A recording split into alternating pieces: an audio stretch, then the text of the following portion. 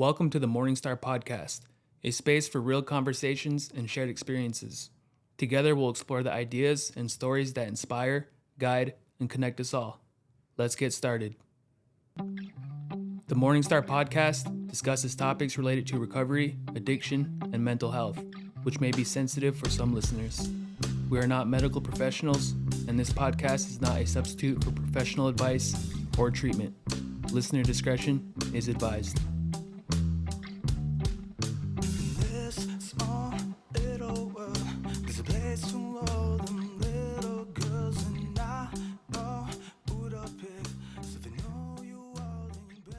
All right, welcome back, everybody, to the Morningstar Podcast. My name is Craig Hudson. I'm going to be kind of taking you guys on a ride today. I have my buddy, my brother, my friend, my confidant, Dustin Leingang here. He's we're going to sit down and just have a conversation for a little while about about anything. I don't know. There's a number of things that I admire and know about Dustin. Tell you, I've known Dustin for, almost 10 years. Almost 10 years, actually. In fact, I could literally tell you the day I met Dustin because it's actually the day that I came into my first my first day of recovery, and I literally remember that day because it's the first day I met Dustin and first ever a lot of things of that day. And when I met Dustin, I was in the place where anybody who I thought was better than me, or anybody I knew was better than me or smarter than me or better looking or stronger or more charismatic or taller, all of these things I just immediately had this like fear and disdain for. And I think the disdain came from fear of like, this guy has everything that I know that I'm not capable of achieving. And because of that, I immediately get defensive on trying to like navigate having a relationship with this individual. And that was genuinely my first impression of Dustin. And it was completely like fear-based and egocentric on my end. And now over the years, Dustin is, he's one of my best friends. He's the guy that I can lean on the most. He's the guy that knows the most about me and my life and my story and all that. He was my best man in my wedding. And there's so many things I can talk about with him. And so for me, he's a great example of everything that we want and hope to communicate on this podcast and get out to the listeners and the viewers of what it means to be a man and a father and a husband and a member of our community. And so I'm really excited to have him on here tonight and today and this afternoon and kind of just have a conversation with him. So thanks for coming on. Why don't you just tell us a little bit about you, whatever comes? Sure. Before we do that though, I had to laugh. I don't take compliments very well. Sitting here listening to you talk about me like that makes me really nervous. Yeah. But a part of me also wants to know that you still kind of feel like that, the whole better looking and smarter and whatever. Like, I think it comes off in different ways now, you know. Sometimes I feel like it comes off as more like just being sarcastic about the thing, you know, but then you also know that the thing is still true, you know. I don't know. It's one of those weird, like, when you asked me to do this podcast, I said yes because I love what you guys are doing here. I like the mission a lot. But I also don't understand the value that I, as an individual, can bring. You know what I mean? Like, I question, okay, I'm going to come on here and say what? I'm not an expert at anything. I have more questions in my life than answers. And at the same time, I also feel like everybody should listen to me, which is fantastic. You know what I mean? Like, yeah, I'm a walking conflict. But these podcasts are kind of like anti what everything that like we are. You know, most of the time, you know, it comes on and it's like, hey, Craig, kind of do this podcast, and you're just going to ask him questions, right? And it's like, man, I'm much better just talking about myself. You know, like I have to actually pretend that I'm curious about somebody else for a little while. You know, like that's just selfishly, that's sometimes so difficult to do, you know? Yeah. Well, and truth be told, like we were talking before we started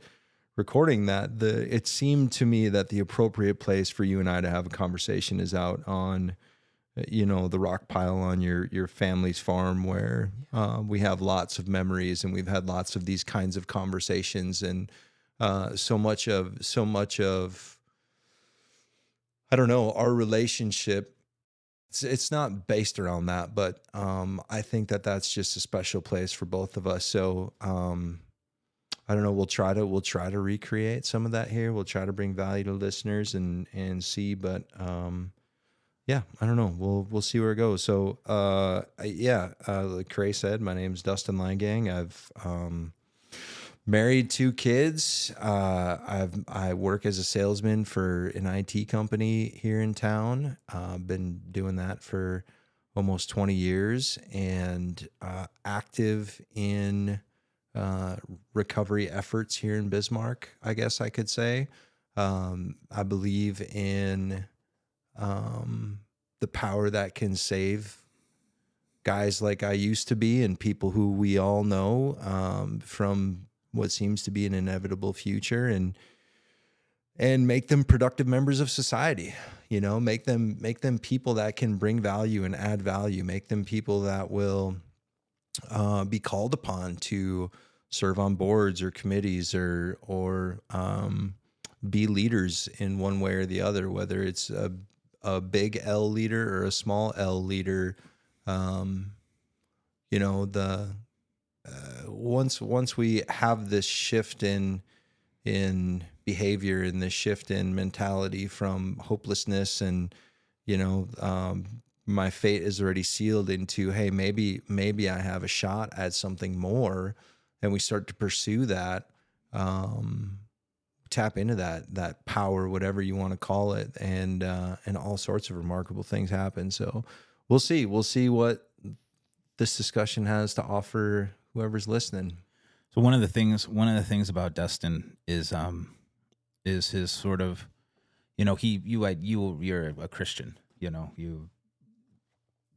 but there's a point. Fooling a lot of people. This is going to land. I promise you. Okay. Is that you've never shied away from an opportunity for a prayer, and what I mean by that is, you've never shied away from an opportunity to come to sweat. You never shied away from an opportunity to go to ceremony. You keep a very open mind and an open position on the importance of this stuff. In fact, your name was literally brought up Sunday night.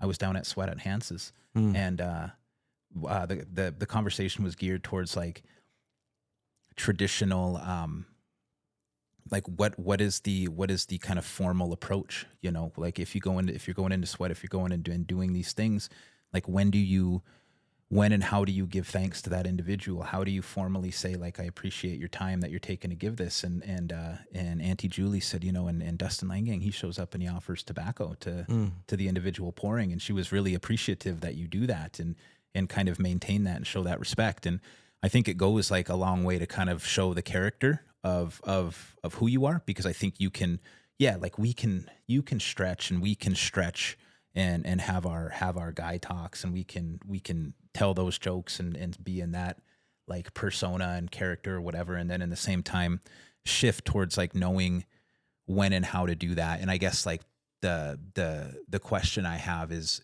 when you when and how do you feel kind of when you first go into that space, and like why is it important for you as well to kind of keep that open mind? Yeah. I will say that it's not something that you just happen, I mean, for a long time I had this belief in this power or God or whatever. And that turned into me being a Christian. And then for a long time, I believed that was the way. And religiously speaking, I still believe like that's where my convictions are. And that's the religious avenue I pursue. But relationship with God or relationship with power is so much bigger than religion or church or even ceremony. And I don't mean to put down anyone's primary path or religious path or whatever. But I am grateful for the shift that I had in my approach to communication with God, that there's nothing that should be taken off the table, right? I find myself to be more educated the less answers I have, the less I know for sure, the better I feel about my position with my creator. You know, yoga really helped. I mean, a few years ago, I started doing yoga. You still do yoga now? I don't. Lexi was asking me the other night. I if you still quit. do it. I quit last June to start lifting weights, and I haven't been doing that either. But yoga opened it because I found a lot of a lot of people in the church were like, "Oh, yoga's bad," and these spirits and whatever. And I was like, "That's not my experience." You know what I mean? Like, for real, my Downward experience, dog. yeah, my experience was like, man, I find connection in there. I find connection in that struggle. I find connection in that push. And, you know, same thing for sweat. I don't know. It's just it's a different thing. And I think there's lots of avenues, and I'm excited for the different things that I'm going to be introduced to help increase that connection, right? Because at the end of the day, that connection is what keeps me from falling back into that negative mindset, that hopeless mindset. You know, sure. And my heroes today are not people with all the answers. My heroes today are people that are asking lots of questions and are very open to having a discussion about things. I don't like people that are that seem to have the absolutes. Sure. You know, answers all the time. I think it's easy, you know, as like an individual in recovery. Like it was very easy for me to, and in fact, I don't know, even in my position today, like I sometimes I catch myself and I truly try to make like a genuine effort to like know and at least communicate that I don't know everything. And I can come over the top very easily, like with the staff, and you can ask Jared and you can ask any of these guys. Like I can really easily come in and be like, no, this isn't the right way. We're going to do it this way. And then at the same time, I don't know what the hell I'm talking about half the time. Like these are just my ideas. You know what I mean? Like, and like we've talked about before, it's like our best ideas are often like what got us into these messes in the first place. You know, like even when we're talking about how we're going to, you know, rebuild this life, or how we're going to stop, you know, shooting dope, or how we're going to stop drinking, like all these things, like we come back to our best ideas, you know? And like my best ideas 10 years ago were to, like walk out different doors, like physically walk away, like walk out a different door, and then just hope that in that time, I was going to be able to like figure out what alcoholism was and how to fix it. Like I'm not an alcoholic. I walked out this different door, you know, and it's weird how, like, you know, 10 years later, my best ideas can still come out without taking into consideration, like the general consensus, like everything we learned, right? Like a informed group conscious is always the best thing, you know, like my ideas are what got me here in the first place. The group is always better without, you know, with the group, you know? And, I don't know. I hear you, but, to kind of go back to the prayer piece, you know, like we've sat, and you've show up at ceremony. We've sat in sweats, and we've sat on the rocks, and we've sat in our trucks, you know, and we've sat in these things. And I think for me, like, I think finding prayer where you're at and where it is as important and as valid as anything else. Like I can say with the absolute certainty, and I mean this, is I have prayed the hardest in a hot sweat, and I have prayed I was down in an old Spanish mission, like south of Tucson, middle of nowhere, and got one of those little smokeless $6 candles and went into the mission and placed it there. And I sat there for 20 minutes and I prayed just as hard as I ever have in a sweat. In ceremony, I was asked to be my cousin's godfather a couple months ago, and so I went to Matt. I even called you that. Remember, I called you and I was talking about communion and like what are the rules and things like that. I ended up taking communion. You know, I've whatever. The letters coming. You'll get a letter on that, I'm sure. And that's true. That's another part of it is whatever. But they gave me this freaking form after the baptism that I had to fill out. And it was like your name, your address, whatever. And then it was, it's like something like, I'm just paraphrasing, I solemnly swear. It didn't say that. It says like, I assure you, or something, that I follow freaking blah, blah, blah, blah, blah. And I remember I was struggling with that. And that's what we talked about. It's like, what, then what? You know, do I just say, no, I can't do this? Like, I'm sorry, like find somebody else, walk out, you know? And we had our conversation. And I ended up signing the thing. And then it was like, what Catholic church have you been baptized in? And I swear to, like, this is what I did, man. I'm just gonna be honest. Like, I pulled out my phone and I freaking Googled churches in Seattle, because I was living in Seattle I was just baby being in Seattle. I literally just Googled Catholic churches and I just wrote down the first church that I found on Google search. Yeah. You know? And it was like, and then I got super scared. Like, they're going to call. This priest is going to do, dude. I want this story to continue. This priest is going to call. And then what do you say? And then but then what happens? Like, no, you can't guide this child through God. And I think that's kind of like the interesting piece is like, what are we actually asking like these individuals that we come across to follow one this way, or is it more beneficial and like more bountiful for the individual to say like, let's just find the right way for you to communicate with God, you know? And then through that communication, you figure out the way in which like you want to live. You know what I'm saying? I do. I mean, I can only speak for myself, but my evolution through this whole process has been one of taking away of my ideas and taking away of my notions about what a thing is, especially God. So I don't know. I think it would be, I believe we all have to have our own experience, right? I believe like when I sit down and I talk to somebody about a relationship with God or whatever, it's really about the path that they want to pursue. You know, I mean, again, I'll say it like the minute I think I have this thing figured out is like, that's my death sentence. That's when I'm in the most trouble.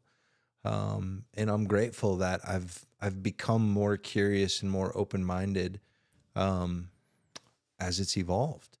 You know what I mean? Like going back to sweat. So the first sweat I ever went to, I was terrified. Yeah. I was terrified because doing a sweat lodge and like I grew up around nothing native growing up. Like I didn't grow up on a reservation. I grew up, my family was I would even say, I wouldn't say racist, but like Indians weren't always looked upon favorably in my family growing up.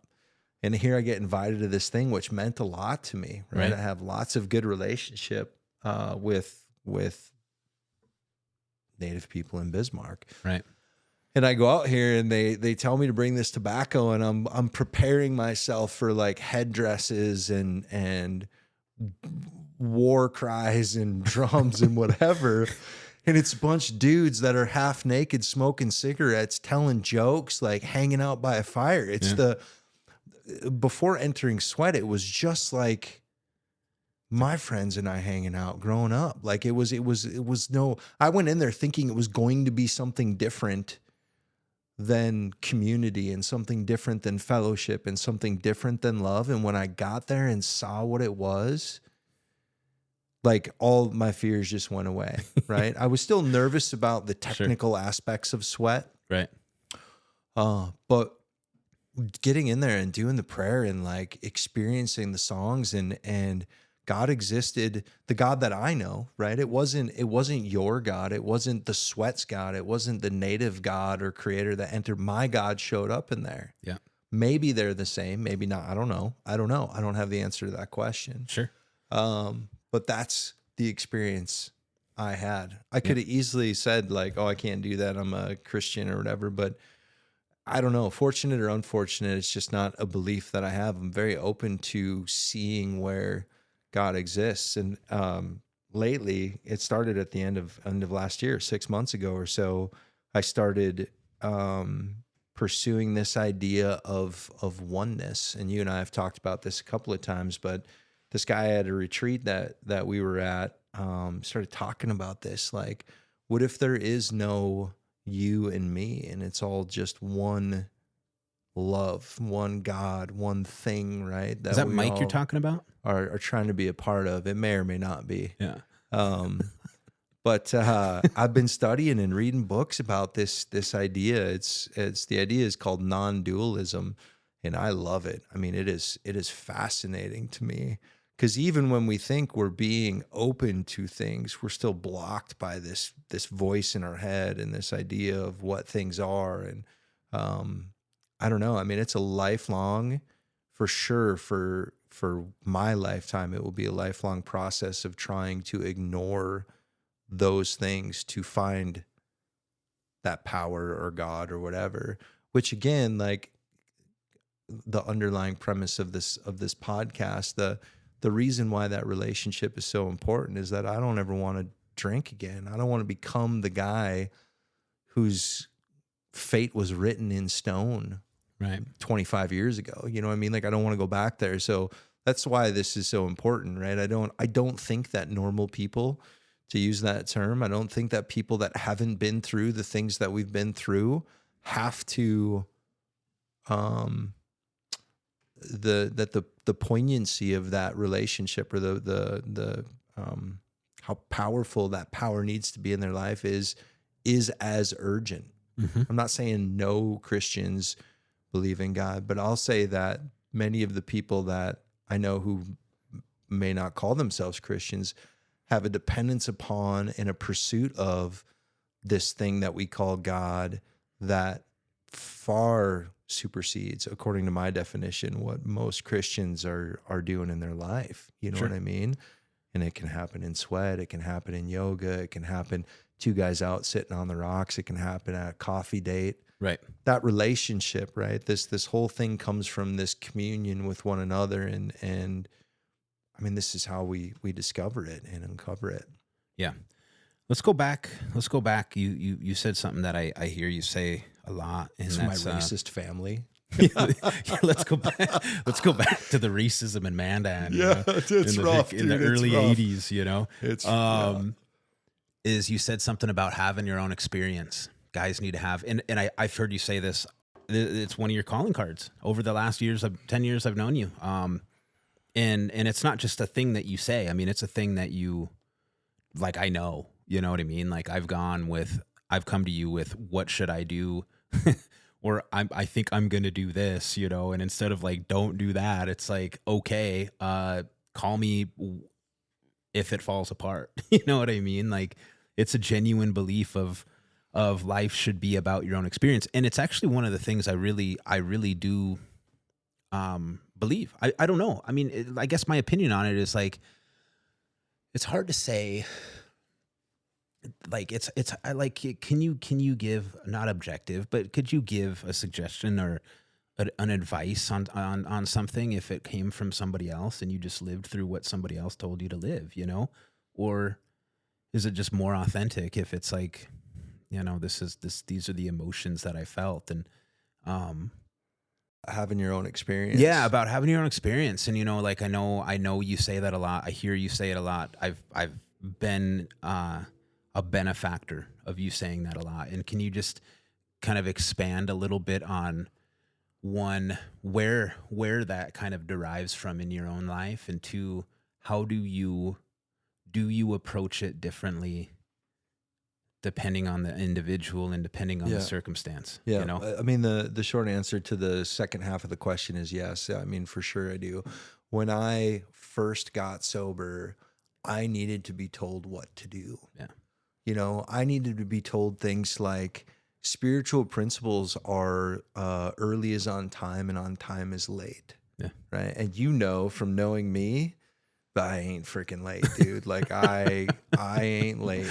I mean, I hate being late. I hate people that are late. Like, and that was drilled in me, is that things about like making your bed and cleaning up your own mess and this stuff. Like, I couldn't have told you then that I liked it, right? But I needed it. I needed a different kind of guide at that point in my life. you know, you asked where it came from. And I remember, so when I moved from Fargo, I was 6 years sober, moved from Fargo down to Minneapolis, and it was trying to help these different guys down in the cities. And Minneapolis is much bigger than Fargo. I couldn't dictate or mandate or even ask these guys to be at a place that I wanted them to be at, because it might be a 90-minute drive, and these people have lives. And Right. and for a while I was like, well, geez, this is how I grew up, is like my mentors were telling me what to do and where to go and where to be. So if these guys can't listen to me, then this isn't going to work. And I would try anyway, and it would still work. It being them finding their path with God, right? They did it apart from my path with connecting to this power. And we still had our relationship. We still had our interaction. We still had our communion with each other, if you want to say it. And it was working in their life. And I started to think about maybe I don't, as the person that has all the answers, need to be so involved in the path that these people take. And so that's where it started. The other thing I'll say, a gentleman I was mentoring and working with in the Twin Cities, homosexual gentleman, he wanted to pursue this relationship with nature. And I'm a 3-year Christian at this point. So I'm like, well, you're going to burn in hell, right? But you're going to find Jesus eventually, you know? And, this guy, I'll be damned, like he was staying sober, doing well, being successful, started a company, helping other people, doing all these things that me, the I finally found Jesus guy, did. Yet he was gay, he wasn't anti-Christian. He wasn't like violently against it, but just how he grew up in small town North Dakota prevented him from, at that time, having a relationship with a Christian God. Like there was no way it was going to happen. Right. And it freaking worked. And I sit and see these things, and you start to realize like you've been wrong about these perceptions. Like, even though these are the things that benefited me and got me to where I was, they were true for me and they were right for me, I was wrong about them being the rule, right? Or the way things were. It was the way it was for me. Yeah. But it's not the way things were. So this was 15-ish years ago. And as I've continued on my journey, my mind has become more and more open to these things, and the value that I don't know, it seems so degrading to say that it has a value. I think it's immeasurable, right? But like being introduced, like being invited to sweat, I think it was you that asked me if I wanted to help load rocks. I think you have only done it a few times, and I think you were the first guy to ask me. I cried when you asked me to do that. Yeah. Not because I have any historical attachment to the ceremony, but I knew that this was just another way that God was showing up in my life, right? Significant or insignificant. Yeah. It mattered. For sure. It mattered a lot. So, I don't know. It's hard. I actually prayed about this yesterday morning. I pray in the mornings with a couple of gentlemen from Fargo. I have guys in my life who have asked me to help them, who are having their own experience, and it involves mushrooms or marijuana or whatever. And it's a weird spot for me to be in. I don't know the answer to that, because how I grew up, in sobriety is that we don't do those things, right?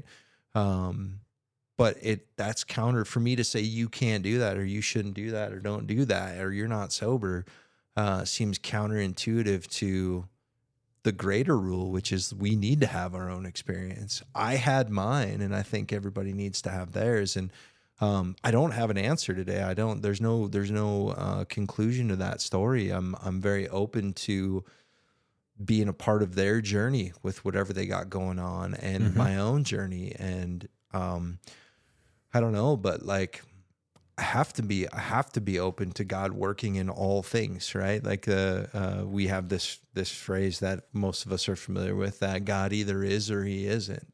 He's not just sometimes or in some parts. He has to be all the time and everywhere, right? Whatever you want to call your God. So I can't exclude somebody or say no, or even be negative about somebody doing a thing, just because it wasn't my story, it wasn't my experience. And that's, dude, it's a hard thing to do. Like I'm trying to use words like good and bad way less in my life. You know what I mean? And this is the honest truth. Like this thing happened and that's good, or this thing happened and that's bad. Like the truth is, man, we don't know. And some of the worst things that have ever happened to me have been springboards and launch pads for some of the best things, and vice versa, right? Having money or being successful or whatever has put me in bad spots before. Right. You know, Right. so I don't know. I don't know if that answers your question. It's long. It does. Do you think there's like, so do you think that there's a direct connection? And I'm guessing that obviously you think there's probably a direct connection, but like when you look at your life, and I can kind of break down, I suppose, how I see your life, and I know the commitments that you make. You know, I know one of the things that you taught me very early on is do what you say you're going to do when you say you're going to do it. And that was based off of me not doing like not doing That's that. how it You know mostly what goes for us, though, what I right? mean? When we're Isn't that learning. weird? Like the freaking whatever thousands, millions of man hours you and I have spent talking. Like there's probably half a dozen bangers that, and they're just like little one sentences that stick with me, and they kind of mold like the foundation of how you're gonna be, you know. Mm-hmm. And maybe that's just me, but it's like there's been a lot of really good things said, and then like then up here there's like the thing, and it maybe isn't even a thing to everybody else, but to you it was exactly what you needed to hear when you needed to hear it, you know. But like just looking at the whatever the nuances of how you live your life, right? Because you know we only have so much bandwidth in the day, and I know you have a wife, I know you have 2 kids, I know you have a full-time gig, I know you have a pretty full-time side gig, I know you have and all of these other things, Yeah. right?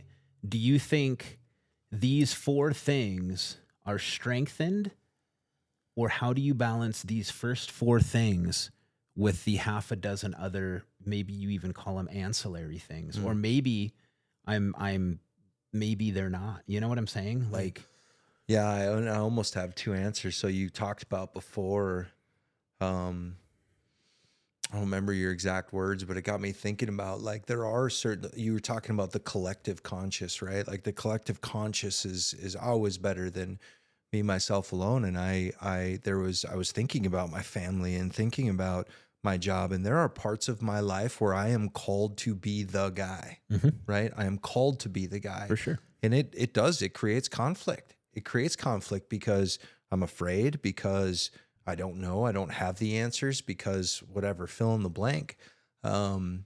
So when you talk about these 4 things and these family things and the job things and the money and the sobriety stuff, it's hard sometimes. It's really hard sometimes to know where to put my efforts. You're right. I only have so many cycles in a day. I only have so much to give. And I tell you what, the older I get, man, the more I need to nap and go to bed early. sure. Because a good night's sleep takes care of a lot of the mental and the soul, the spiritual stress that I feel and that I take on. But I also know that stress is because it's me standing in the way of that power working. Right. It's me trying to control, trying to define, trying to manipulate. Like I'm not anxious about things. Like when I walked in here and see the brothers hanging out, and that, like, I had zero anxiety. I felt like I was walking into my mom's house, you know what I mean? And just like, it was so like comfortable. Right. Cause but the feeling was intense. The love, the like, I love these men, you know what I mean? I walk in, it just was like, it was great. So that's the first part of that. I'll say the second thing I'll say is I have a mentor he is a Christian. He's not at my church. He's a guy that I befriended because his son needs help. His son needs help. And he felt like I was a guy that could maybe offer some help to him. This was years ago. We stay in constant contact with each other. And I would complain to him about these demands on my life, right? I'd go to him and be like, work is this. And, the church is this and my marriage is this, and I'm tired of it, right? Like I don't know what to do about the angst I feel about these things. And he pointed out that the reason why you're being asked to do this board or do the whatever is that you've been brought to a place where you can bring value in life, right? Like you, through whatever work you did, whatever led you to where you are today, has made you somebody, a person that others find value in. And Right. it's a hard thing. I kind of mentioned it right when we first sat down, right? Like I don't know sometimes, right? I don't know what it is or why it is or whatever. But I believe through whatever series of circumstances that we all have a value to give. And if we continue pursuing this goodness or whatever your name for this thing is, this power, that we're going to be providing more value. To your question specifically about what do you do with, you got the three legs, right? Your main leg of family, your main leg of money, and your main leg of sobriety, and then all these other things that surround where do you put your efforts. And the short answer that I'll tell you is that their balance is not a thing that's achievable, not for my personality, not for my life, but the pursuit of balance is something that I can still do, right? Like balance being the perfect goal, this ideal up in the sky here that, okay, one day I'm going to have it figured out. And one day I won't be stressed out about Right. my wife feeling neglected, not getting to enough spiritual help, not working hard enough at work. One day it'll all be figured out. I don't think that's going to ever happen, but that doesn't mean that I should quit trying to pour a little bit more energy, spend a little bit more cycles in this one area that I know is suffering right now, So I continue to do that. And the other stuff, like you'll find yourself, I found myself, I shouldn't say you'll find yourself, but I found myself with bandwidth. You know what I mean? Like I have bandwidth to do the side hustle, or, we got into some investment properties by accident. A long time ago, we started doing that, but you have the bandwidth. Like this whole idea that God's only going to give you what you can handle is kind of true. As long as I don't get this idea that I'm going to be comfortable and I can be lazy and whatever, like I have to put energy into the thing that I think is most suffering in my life, because it is all God. If I believe that, I'm still doing God's work, even if I'm going to marriage counseling or I'm serving at the board at church or vacuuming the floor at wherever. Yeah. For sure. It is all of that. I think it's also just like your willingness to just maintain and like accept humility into your life. And you kind of summed it up there, like vacuuming the floor at church, whatever,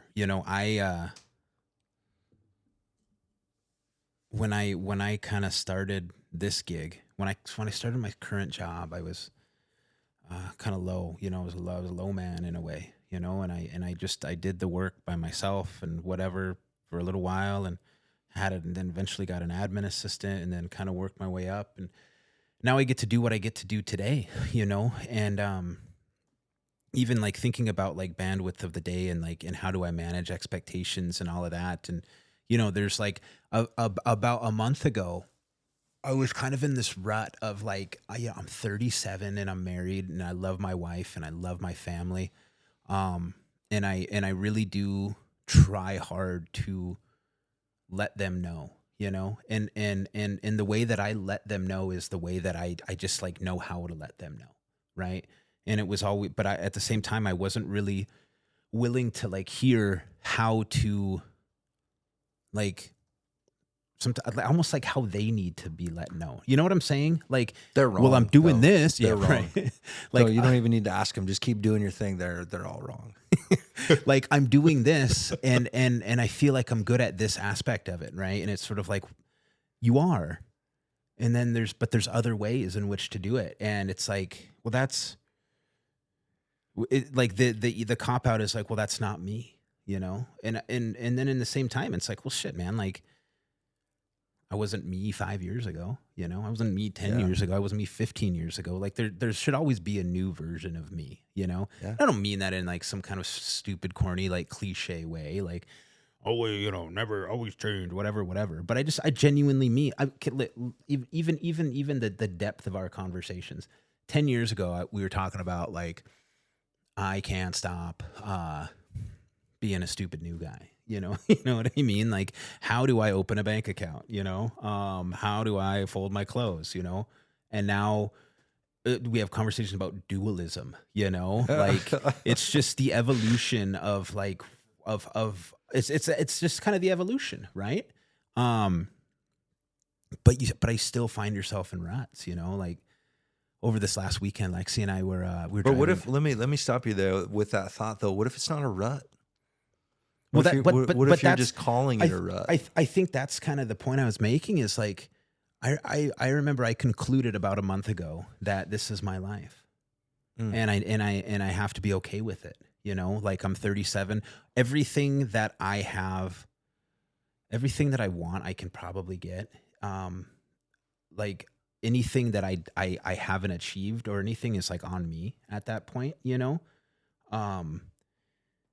like I'm not loud and I'm not energetic in many ways, you know, like I just try to wake up and get to work and get my kid going, like make sure Lexi's, you know, feeling content, whatever, you know what I'm saying? Like make sure the lights are on, make sure the things are going, make sure there's a little bit. And it was weird. I don't even know how to like explain it other than like, this is that time of your life where you're kind of like, this is it, you know?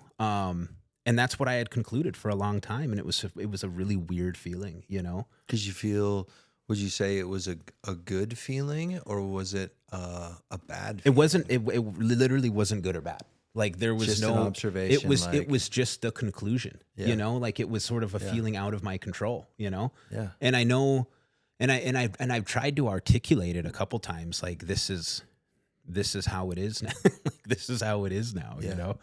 I think there's a lot of beauty and spirituality in that. I think the test for us is when we can still have that same conviction or observation when the variables change. You lose your job.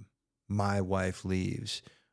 Our kids get sick, right? Something happens not according to plan, and we're still in that spot of this is life. Right. And my heroes, I think the people that we probably look up to, some of the same folks are people that don't seem their faith, right? If we call that observation of this is life, this is my life, that acceptance of that, if we call that some sort of faith, the people that I want to be like, that I emulate aren't that feeling they have isn't impacted by the variables changing. Mm-hmm. You know what I mean? Because I mean, like we have nice houses and we have careers and like there's some stability in our life that it would be very easy for someone on the outside to say, well, easy for you to say, right? Easy for you to say. And I can't argue against that. Maybe it is. Yeah. Maybe it is. I can only hope and pray that if those variables were changed, that I would still have the same pursuit of the balance that I talked about before. What area of my life needs more energy, the same faith, the same helpfulness, the same whatever, you know? Because it wasn't always like that. I mean, I got turned down for a job as a dishwasher because of the address that I had at the time. I got fired from a customer service job because of my criminal background, because I lied about it to get the job, and then they found out. Mm-hmm. I went without a driver's license. I rode bike in a winter to get the thing, and those things happened a long time ago, but they did happen. And when I was there, it was easy for me to look at the people like you talked about who were like successful and had things together and whatever, and be like, easy for you. You know what I mean? So I hope I haven't outgrown that, the ability to muscle through the shitty times if they ever come again. You know what I mean? I like the way you said it. It's like, this is life. I want to have that thought no matter what and be neutral toward it. I don't want to have, you know what I mean? Right. Like, Yeah. because it's still back to the whatever, it's still of God. For sure. 100%. It's just an observation. Right. I don't have an opinion about it. I mean, it's like, it's sort of this idea that, you know, you get into recovery and you see the new guy joy, you know, like that, like the lights are on. Dude, I had a guy text me yesterday, got a job. So where's the job at? I don't want to say. It was just a restaurant, just a whatever, you know. For sure. I was so happy A for win, him. dude. Yeah. So, because I know. Yeah. Right? That is that. And there is an expectation too that this is it. Like, this is, once I get this thing, whatever it is going to be better. And then whatever, they'll have their own next challenges. But then there's like the expectation that there are going to be next challenges. Like are like new things that you're going to have to meet, you know? Like eventually that shine is going to wear off, and all the family and the friends and everybody freaking standing behind your back, cheering you on, you know, pushing you. Eventually they're just going to say, okay, this is how this individual is now. I expect 100%. Like, well, even at the job, you know? Even at the job, Sure. you start and you're a dishwasher, and then all of a sudden they want you to do this fry cook, and then they want you to do this other thing, and then all of a sudden they want you to run the team in the kitchen for this shift at breakfast or whatever. Like, it's going to happen. And I say it all the time. Like, I say that's what should happen.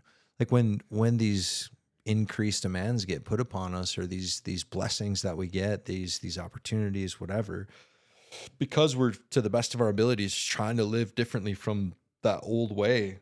I think it is what should happen. I mean, it makes sense. If the results we got before were due to the behavior that we used to have, if we change that 180, then the results should change 180. Mm-hmm. Right? I mean, it seems logical. Yeah. Balance. Yeah. No. Yeah. I hear you. You know, often, like even recently, Lexi and I were driving this last weekend, and normally, like, we'll talk about work, you know, we'll have those conversations, the work conversations, and Lexi knows the kind of everybody that works in the office as well, and so she's, anyway, like, it's just, you know, you're not talking about things you don't know anyway. And I remember this weekend, she asked me something, and I was like, you know what, I really don't want to talk about work today. I don't want to talk about, what did I say? I don't want to talk about work this weekend.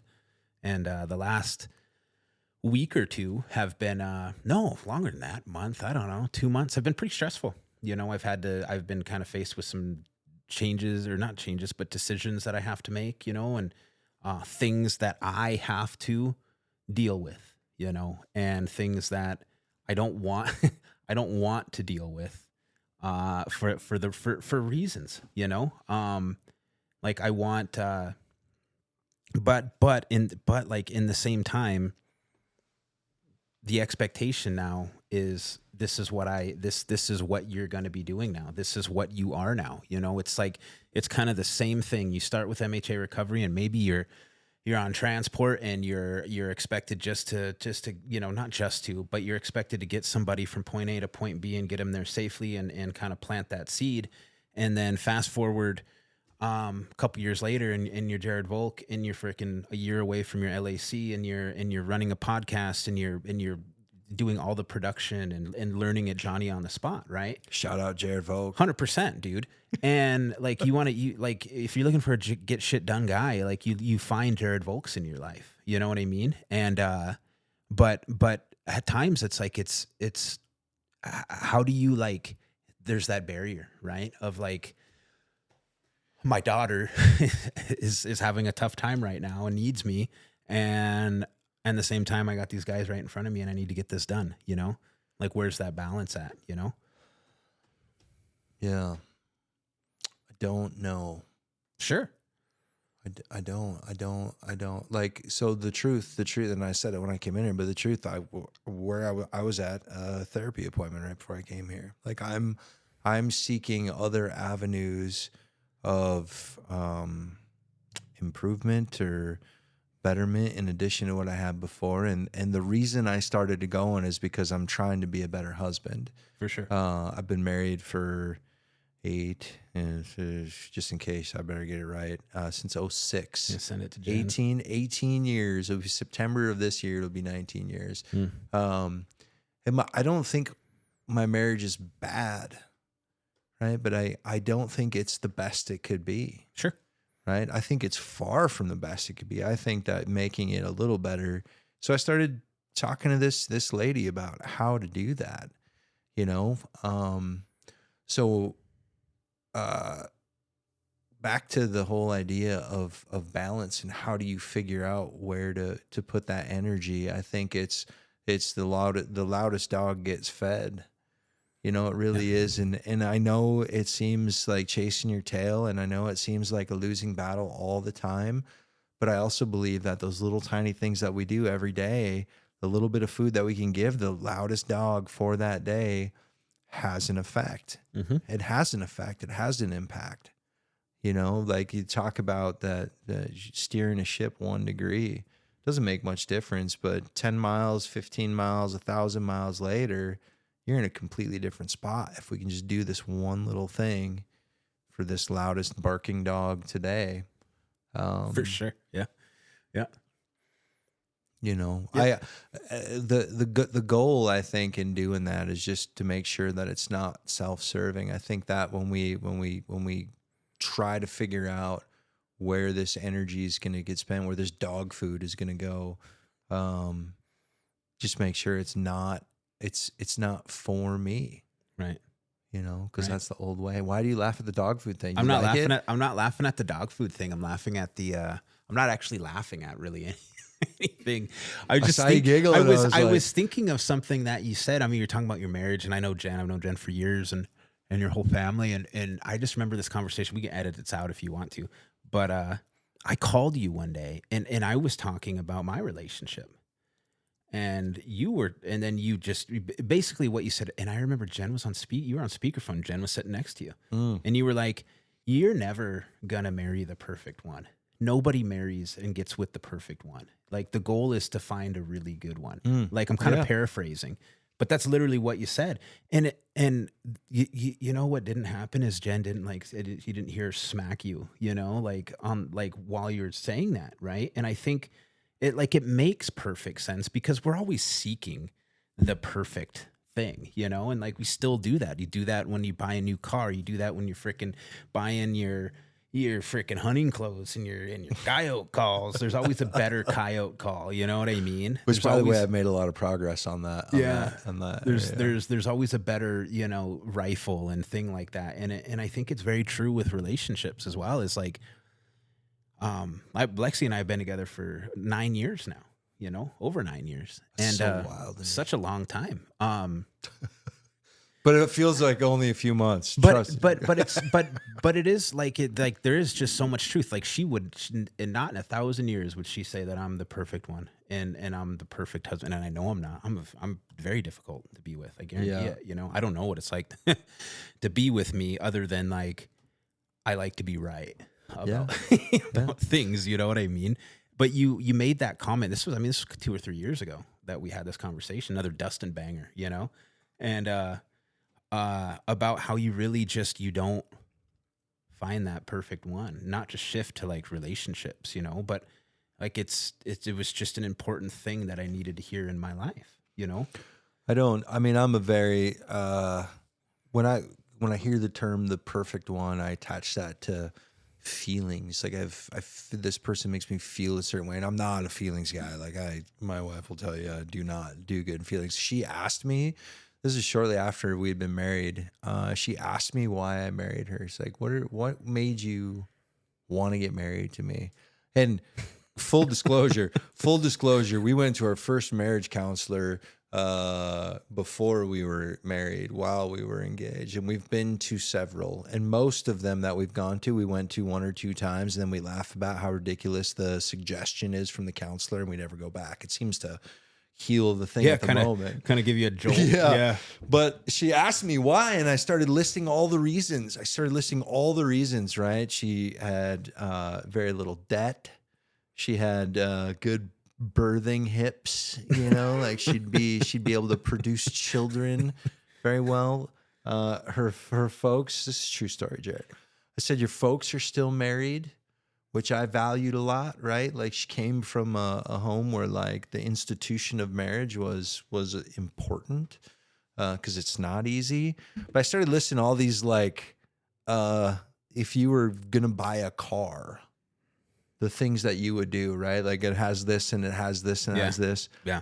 And my wife was crushed. Because what she wanted to hear is, well, when I look at you, I get butterflies in my tummy. Right. And I don't, those aren't the reasons. That isn't the truth. You know what I mean? The truth is very much that. So when I say there isn't the perfect one out there, it's because I'm just not a feelings-based guy. Sure. Jen, my wife, checks so many boxes and hits so many high marks on all the categories of all the reasons you'd look for and find a wife. They are the reasons that I fell in love with her and the reasons why I asked her to be my wife. But it wasn't based on what Hollywood tells us is love. Yes. You know what I mean? And that's my personality. Still to this day, Jen would love it if I would come home and sing about the butterflies in my stomach. Yeah. When I went to that baptism, 3 months ago, it was actually at the time where the what is it, the sermon, is that the word they describe of what we're going to talk about today? Yeah. Do you get what I'm sermon, saying? The homily. Yeah. Not to make fun of that. I don't know. So the homily that day was about marriage, and the guy, the priest, he was kind of aggressive. It was like it kind of put me on my heels, and I was just there. You know what I mean? Like I didn't need to be. And he's talking about marriage, and he was saying like, why do people get married? And he's like, I ask people this all the time, and most of the time they tell me because I love my partner. And he immediately goes, I always think that's the stupidest answer. And I'm thinking, what the fuck, man? Like, what are you looking for? You know, like you can't love your partner, you know? Yeah. And what he said was that basically, you know, if you believe that you can serve God better with that individual in your life, then that's the reason. But I didn't hear that because I was so busy being offended by like not being able to love your partner, right? And it literally was like 3 days afterwards that it kind of clicked in my life, like kind of clicked what he was saying, you know. And I think that that's like really the important piece of it. It's not about the freaking trips or the security or the future or whatever. It's like how do I become a better version of who God wants me to believe, or like how do I know that God is real because of the way that I treat you and the way that you treat me, you know? Yeah. I think I mean, for me, if I'm honest, I should be asking myself that question about everything I do. For sure. Is this thing I'm about to do, down to the food I eat or the words that I use or the freaking nicotine that I consume or whatever, like, is this going to help me serve God better? Sure. And there are moments, going back to like how you feel in Sweat, or there's some songs that we sing at my church too that I'll get tears in my eyes and I hold back. I don't want my wife or my family to see me crying, but I feel so grateful to have the life that I have today coming from where I came from. It's just undeniable. But that is the ultimate question, right? Like once we say we have a relationship with God, the only question that matters after that is this thing I'm about to do going to help me serve God better? Yeah. You know, and that's not putting on a religious definition. Again, this when we say God, at least when I say God, have your own experience, define it however you want. I don't care, because it's going to change, right? Oh, yeah. It's going to grow. Yeah. But like that is fantastic question, and it should be the answer. But you know, maybe you do love your partner. It's a weird, well, like you should, and I mean, I guess that's a hill that I'll still die on. Like, that's not a dumb answer. No, I think both. But I think both things can be true, right? For sure. Yeah. we look at things as like either or, and the truth is in God's universe that it's more often or is always both this and that, not either this or that, you know.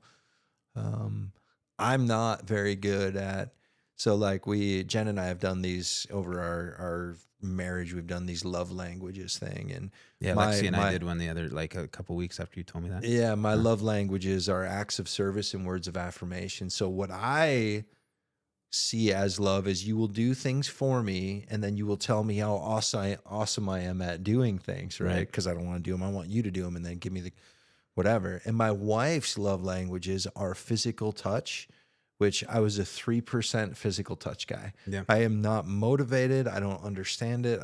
I'll give my wife a hug and she'll just start laughing. She'll be like, "You're so stiff." And I don't know how to do it, which sounds dumb because I come in here and I give JB a hug and it's like, I don't know, whatever. It's very natural. Sure. It's not, and when it comes to romantic stuff, physical touch is not it. And then my wife's second one is quality time, which as someone who has 15,000 things going on all the time, I don't have time. Like, I don't even know how to make quality time or do physical touch. So the reason why I bring that up is this pursuit again of like trying to do better, recognizing the deficiencies that I have and understanding that she deserves it. Like, she deserves to have this physical touch and quality time relationship. So how do I deliver that? Sure. Instead of just acts of service and, hey, thanks for taking the kids. She doesn't care about that stuff. Yeah. You know? Do you think that those things are those things that you've actively tried to, I don't know, imprint on yourself of like, these are how I can improve, not necessarily improve, but something to focus on? Or is it just kind of like, you know what, like, I mean, how do you like physical touch more? You know, I don't think you do. How do you pray your I way don't into think, that? but this is like where like my definition of love, because Jen would give you a definition of love that is very much feelings related. Sure. But like my definition of love would say that it doesn't matter what I think about physical touch. Once I know now that my wife needs it and appreciates it, I'm going to deliver that. You know what I mean? And that's one of the things that I'm going to see this counselor about is like, how do I get over my, it's not a dislike, it's just an uncomfortableness, right? I don't know how to communicate with physical touch. I don't know how to do it, right? So how do I get over my fear of being vulnerable and trying that? Or how do I get over my, I don't know, what would you call it? An education? I don't know. I don't know how to communicate with physical touch. How do I get over that and still do it anyway? Like, still show up anyway and still give her a hug and still give her a kiss before I leave and, you know, do these things. We were first married, living in our first apartment, and we had a big blowout. There's some big fight about how, you know, she needs more. My wife, our marriage has been characterized by countless blow-ups of Jen needs more, and I don't know what that means, right? Like, okay. So early on in the marriage, I made a list, right? I would make a list, man, and then I put it in my phone. One of the things that Jen had on the list is she wants me to give her a hug and a kiss before I leave for work in the morning. Easy. You'd think, never or not. Easy, says a guy, right? So I, wanting to fulfill this obligation, I mean, she's made it very clear, communicate, like, this is what I want. I put a reminder in my phone for 6:30 in the morning. Yeah. Like, cause that's about the time I left for work when we lived in the cities, and it said, hug and kiss your wife. And within a few days, the alarm goes off and I react to the alarm. Oh, and I go over and do this. And she got so pissed that I had to set an alarm to do this thing. Right. Yeah. So when you ask, like I want to do it, not to turn this into a love, how to be in love, whatever. Like, I feel obligated because she's my wife, because I do love her in the way that I love her, to give her these things that she wants, but it's so unnatural to me. And sometimes I feel like her desire is for it to become natural. And I'm at a point right now where I'm just like, I'm trying to meld those two things. Like, how can I deliver and trick her and make her think that it's natural while still setting an alarm in my phone to remind me to hug and kiss her because I need to do that. Yeah. Right. But to the other question about like I feel obligated, and not in a negative way. I feel like I'm called to put those needs, right? Like these things that are important to her above my feelings about what they are, or whether, I think hugging's stupid. I don't know, whatever. But it doesn't matter. Right. Jen needs a hug. Yep. We had our, Valentine's Day was on Friday, and like I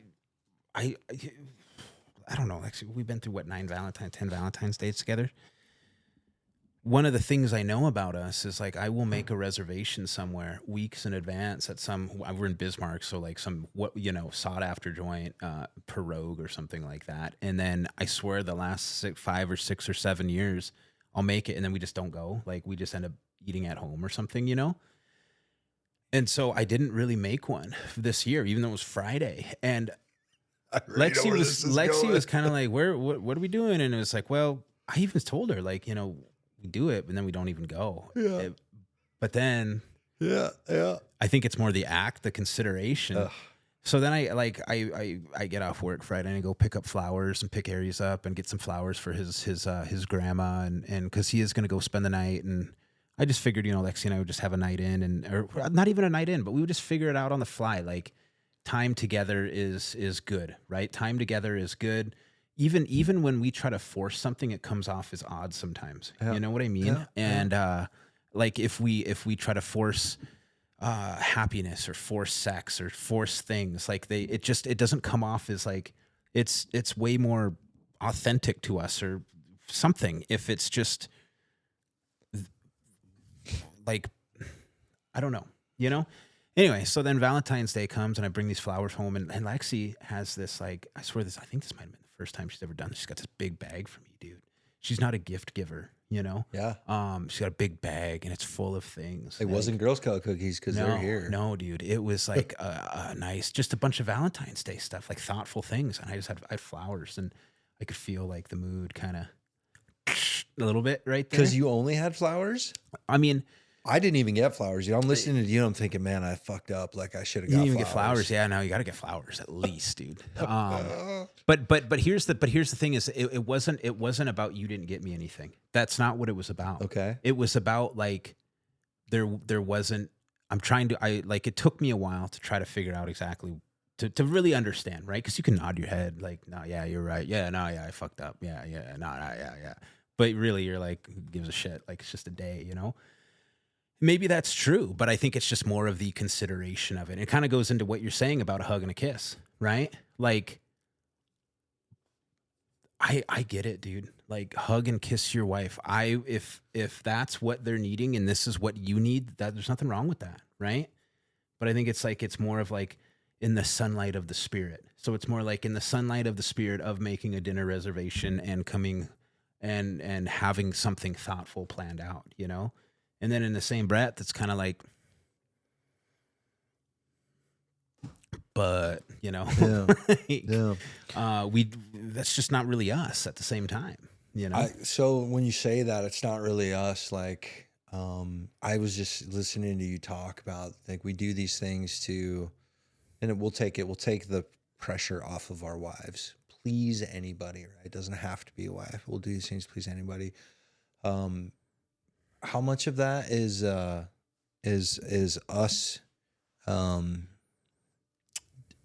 being inauthentic, by doing that? Like when I got to schedule a hug and a kiss for my wife, which I don't do anymore, and I do a pretty good job of giving her a kiss. Like it's been years since I've had to schedule that, but how much of that is us being not our real selves? Yeah. And wearing some sort of, I don't know, expectation mask or putting on the costume of like, like I didn't get flowers. I'm sure my wife would have loved flowers. Fortunately for me and our bank account, my wife is not moved by gifts at all. She does not care. And so that's Because if she was, that's all I would do is buy her things to try to make sure that she knows I love her. That's But what I it's do. but it's hard. It's hard to know. It's hard to know. Like, okay, you want me to do these things for you because they're important to you, but also in doing these things, whatever the things are, like I'm not able to just be me, like. And I guess I'm in back to the thing. Like, if I really love somebody, serve God to serve God better, put their needs ahead of my own. I guess maybe that answers my own question about it doesn't matter if I'm being my authentic self as long as I'm taking care of those people. But I was listening to you saying, I was like, man, we try hard. Like, marriage is not freaking easy, dude. No. Being in a whatever, I mean, again, let's take the pressure off of our spouses in our marriages, but just there's a lot at stake, right? It's a high risk relationship. It's a high demand job. It's a high demand whatever. Like, whatever the thing is that we're in, how do we show up and put the demands of that, whatever it is, above ourselves? Like, it's a hard, again, lifetime pursuing, trying to do better in it. I don't know. I don't know. Spend time on the rocks, dude. Shoot deer. Get a tripod out and look through some binoculars for 4 hours. Like, that's I don't know. I mean, it kind of just goes back. I mean, it's just the expectation of like what life are you willing to carve out for yourself, based on the bandwidth and based on the time you commit to prayer and the time you commit to God, and how you prioritize, like, what is my life like right now, as opposed to kind of living in this idea of like, this is what life is, So one of the things I do want, I want to pivot. I want to pivot pretty hard here because I got 5-10 minutes. One of the things that I know you say a lot, and I know you say it a lot because I say it a lot. And isn't that funny how we do that? Like, my sponsor always says, and it's just like some wicked line, like it's like just some earth shaking. I never believe anybody when somebody says my sponsor always says. I'm like, no, they don't. 100%, no, right? They don't. Like, do they really though? I don't even know what a sponsor is for the reasons of this podcast, but like when they say that, I don't know. It's always like my sponsor always says, but then it's literally just like some earth moving profound thing, and it's like, no, they don't. It came from a fortune cookie. Like, they went out to the Chinese restaurant at lunch, and they're like, well, my sponsor always says luck is around the corner. Yeah, it's right. Like, no, they don't. But one of the things I do know that you say, 'cause I heard you say it. So whether or not you made it up, or or whether or not I am or am not your sponsor, right, has ever said it to you is up for debate. But it's stay in a position to be helpful. Yeah. And I was talking about that this weekend. Stay in a position to be helpful. Stay in a position to be helpful. I've called you. Yep. God knows how many times this is going on. This person's pissing me off. This person's whatever. I'm going through this, and it is a real thing. Stay in a position to be helpful. One of my mentors has said to me, yes, I will confirm. And can you just define what it means and how it works in your life and why it's important? There's a truthful answer to that question. Is, can I define what it means? And I don't think I want to share it. Sure. But what it actually means is, and this is another thing that probably in the same conversation came up, is like, my job is not to be the prosecutor. My job is to be the defense attorney. And what that means is that if I get caught up in a vibe about a person or a thing, and the gossip wheels grinding and like things are happening and whatever, is my job is to try to defend that person and not pile on, right? Person, place, or thing. It doesn't have to be a person. The nature of staying in a position to be helpful is that if I find myself so at odds with a thing or a person, right, something that we would say is a column 1 thing, maybe I'm not supposed to interact with that thing. I don't have to be friends with everyone. I don't have to have a relationship with everyone. For sure. Right. But that also doesn't mean that if I don't, that I can't be helpful in the future. So in my case, as an example, there are people that used to be a part of my life that are no longer a part of my life that I would help the way I would help anybody else. I would treat them as good as anybody else. Even with my opinions and feelings about who they are and what they do. And I mean, going back to like these guys that I know that are trying to find their own way in their own relationship with God, and they're doing things that don't fall in line with my program of recovery. I don't shut them out of my life and make hard lines and say, we're going to do this. I stay in a position to be helpful. You know, I might be, and you might be, and every person might be the next or the last phone call that somebody might have in them for help. You know what I mean? And I don't want to take myself out of the running for that. Right. I don't want to take, because I think about what would have happened. The first guy that I ever asked for help, because I had to ask for help or go to prison, the first guy I ever asked, I don't know what would have happened if he would have said no. Like, I almost want to cry thinking about it right now, because he could have and he didn't. Right. And he put himself in a position to be helpful. And you even said it, man, like how, because this helps me serve God better. Like that, back to that question again, you know? So yeah, I don't know. Yeah. Without getting into the details of the actual bit. Yep. That's what it is. Yep.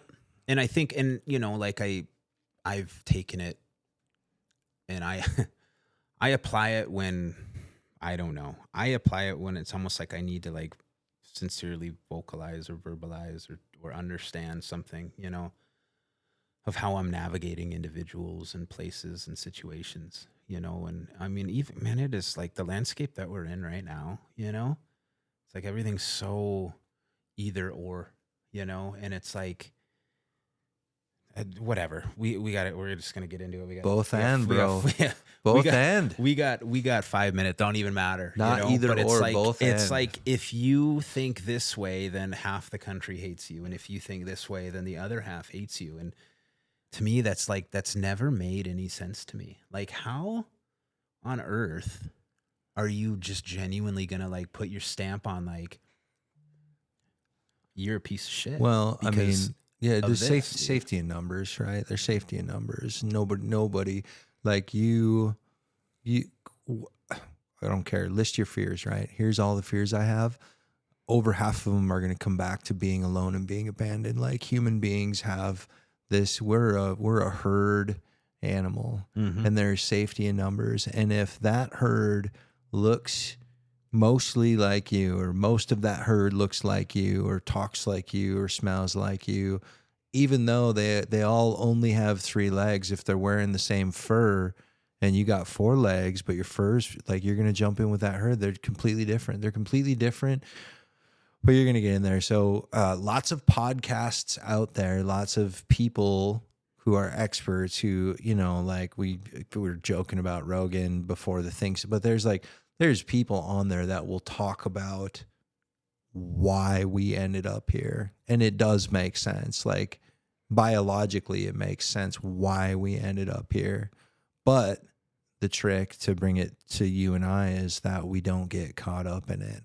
Because both, there is some truth and there is not. for sure. Right? Like, these things both exist at the same time. And we just got to, I know you and I have talked about I talk about keeping my world small.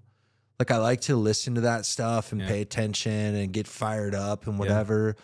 But at the end of the day, where I'm sticking my time and my money and my cycles and my energy is my family and my church and my recovery and, you know, my hobbies, my brother, the small, I try to keep my world very, very, very, very small, you know, when it comes to that stuff. And I don't know that it's the right way, but I don't do social media. I mean, you know, dude, I got LinkedIn. LinkedIn is as far as I go, other than links that take me to X sometimes. I don't understand how people could do it. I feel like I'm so susceptible to whatever influence or distraction or whatever. Man, if I had that stuff, I'd never do anything. Yeah. I'd call in sick to work and like cuddle up with the weighted blanket and get the coffee out and just chill. Yeah. On Facebook or whatever. The algorithm can take you to some weird places, man. You know, eventually you're watching like some drunk driver in South Carolina like get pulled over and like start arguing with the cop. You know, it's like a 43-minute video, dude. And you're like, you're just all in. You know, you're picking sides. Let's see what the YouTube's got. You know, fuck that guy, fuck that cop. You know, First Amendment auditor, like just weird stuff. Those are good ones, though. I like them. In what way, though? I don't know. They're just entertaining, and they give you a little of that. What side are you on? Standing up to the man. So here's the four on my YouTube Shorts right now. When I look at this, because if YouTube social media, I don't know, you can call it whatever you want, but I got the Japanese guy. That says to the other Japanese guy, how do you say this word? And the words sound a lot alike. So it makes him say them a bunch in a row. Yep. Laugh my ass off on that. I will watch that freaking guy all night long. Yep. I got a poker thing. I got some rock climbing SUV thing. And I got a Clash of Clans. That's my algorithm. But to your point, it's pretty stale. Those four starter videos will take me down a 3-hour rabbit hole at night when I'm laying in bed. Yeah. Should be sleeping. Yeah. You know, for real they will. So yeah. It's mindless. It's like mindless now, man. But that's anything with an algorithm is like that. Well, though, no, right? I mean, but just the idea of like what social media is and like how to like so I have TikTok and this podcast has a TikTok, right? And you groaned. Shout out TikTok. Right. When we did it. And it's like I know that I could sit and bullshit and be like, I only use it for educational and historical and freaking astrological Stay in touch with my purposes, family. dude. I stay in touch with my family. But it's nonsense, man. I mean, duck eating frog. You know what I mean? Like it doesn't matter. And now, like how do you like shift from what you need to do to what you want to do to like what you can do? I got up this morning at 5:30 and I was very proud of myself. First time that I intentionally woke up this early to exercise. And for probably 3 years. I used to do it a lot, you know, but I hadn't done it in a long time. Did you exercise? 100% went down to You the did basement. exercise. Yeah, I thought you were going to say I laid in bed and watched TikTok. I woke up and then I hit my alarm and then I went back. No, man, I got up and I went downstairs and hit the weights for a little while. And Lexi texted me and was like, how do you feel? And I really appreciated that question because I feel really, I feel accomplished. 100%. You know? It's cool that she asked that. I agree. Yeah. I really appreciated the question, even though it's like well, I feel good, but it's not that. It's like, I've been talking about doing this for 6 months, genuinely. Probably once a week, I tell her, I think I'm going to start getting up early and going to the gym again, you know? It's literally probably back in freaking summer, started talking about it and just did it this morning for the first time. And I'm not saying like it's going to make my TikTok feel better tonight, you know? Like I'm going to feel a little more at ease watching TikTok this evening, you know? But I think it's just those small, like... It is. It's the 1 degree. It's the 1 degree, like, you know? I mean, for real, dude, everyone has a day one of whatever the thing is that you're doing. Sure. Everyone has a dollar one, has a date one, has a day one, there's a beginning to every story out there, you know? And it's never the same as the end. Yep. I agree. Well, I think this is it, man. I think it's a good place to stop. What do you think? Thanks for having me. Yeah, man. Always. Let's come back. Maybe we'll talk. We'll get into the even more weedier weeds next time. You know. Yeah. I don't know. Whatever. We'll see. I'm sure it'll be driven by the number of likes and subscribers and views this gets, whether or not we talk again. But I do know boost the post with you on. I do know, bro, that there will be time on the rocks. So yeah. Whether or not we do it here, it doesn't really matter. Yeah. Thanks everybody for listening. Go ahead and follow the Morningstar podcast on all of the social media pages, point of contacts page. Thanks for Jared for coming in. Thanks Dustin for taking time out of your day, and we'll visit you next time. Yeah, man. Love you. See ya. Love you. In this life we live free, yeah. In this life we live free, yeah. In this life